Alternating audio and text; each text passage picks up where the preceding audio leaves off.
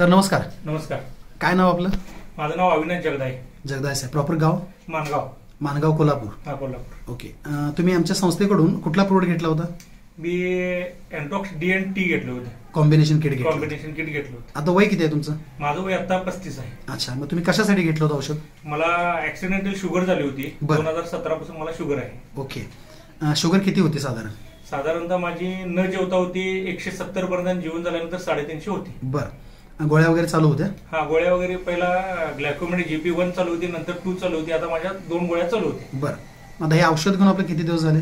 आता हे औषध घेऊन मला 2 महिने होऊन गेले. डी&टी चालू करून? हा, दोन्ही करून. ओके. त्यात काय फरक पडला 2 महिन्यात? आता 2 महिन्यामध्ये एक तर माझी शुगर लेवल नॉर्मल झालेली आहे. बरं. माझी जेवण्या अगोदरची जी शुगर 170 होती ती आता माझी 108 110च्या लेवलला नॉर्मल आलेली आहे. अरे वा, म्हणजे नॉर्मल झाली. हा, नॉर्मल झालेली आहे. आणि जेवल्यानंतर जी वाढते ती आता माझी 140 160 130च्या लेवलला आली. जे आधी 350 वर 350 होते. गोळ्या खाऊन देखील 350 होते. Very good. मग आता ती नॉर्मल स्टेजला आली. दोन्ही पण तुमच्या जेवणाच्या आधीचे जेवणाच्या नंतर नॉर्मल आहे? दोन्ही कमी झाले. मग गोळ्या चालू आहेत का बंद आहेत? गोळ्या आता सध्या मी डॉक्टरना म्हणजे अजून विचार नाही, पण मी 1 महिना झाला गोळ्या बंद केलेल्या. स्वतःच्या मर्जीने मी गोळ्या बंद केलेल्या आहेत. मला कोणताही त्रास म्हणजे हातात मुंग्या येणे, पायाची शिरा दुखणे किंवा पाय आकडणे असा कोणताही शुगरचा त्रास जो मला जाणवत होता तसा कोणताही त्रास मला गेले 1 महिन्यापासून काही झालेला नाही. गोळ्या बंद केल्यानंतर सुद्धा जाणवला नाही? केल्यानंतर सुद्धा.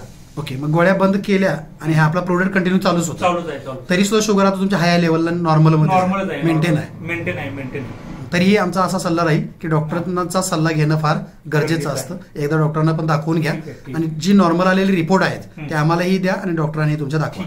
बाकी तुम्ही आमच्या संस्थेच्या अभियानाविषयी खुश आहात? खुश आहे. अनेक लोकांना हा त्रास आहे आणि अनेक लोक गैरसमजामुळे, माहिती कमी मिळाल्यामुळे, ह्याची माहिती नसल्यामुळे अडचणीत येतात. संख्या शुगरची प्रमाण वाढत जातं, गोळीवरून इन्शुलिनकडे जातात आणि फार मोठ्या कॉम्प्लिकेशन्सला बळी पडतात आणि लाखो रुपये मग हॉस्पिटलमध्ये जातात.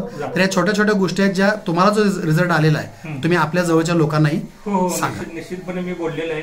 आणि सगळ्यात महत्वाचं म्हणजे की मला एक सर्वांना सांगायचं आहे की जे डॉक्टर लोक वगैरे किंवा बाकीचे लोक म्हणतात की शुगर एकदा झाली की मरोपर्यंत राहते, हे मित्रांनो हे डोक्यात न काढून टाका. हा प्रोडक्ट घेणे, व्यवस्थित जेवणे खाणे आणि व्यायाम जर तुम्ही प्रामाणिकपणे केला आणि तुम्ही जर ठरवला की मला यातनं बाहेर पडायचं आहे तर निश्चितपणे तुमच्या माझ्याही गोळ्या बंद झाल्या, तुमच्याही गोळ्या 100% बंद होणार. म्हणजे आम्ही जो डाएट चार्ट आम्ही जो दिलाय त्या प्रोडक्ट मध्ये तो जर युज केला आणि सोबत औषध वापरलं तर बाकी तो 100% बरा होऊ शकतो. काही अडचण नाही. Very good. म्हणजे आज तुमचा कॉन्फिडन्स चांगला आहे की जे वाटत होतं की कधीच मी बरा होणार नाही ते तुम्ही बरे झालेले आहात. बरोबर आहे. थँक्यू. आमच्या तुम्हाला शुभेच्छा.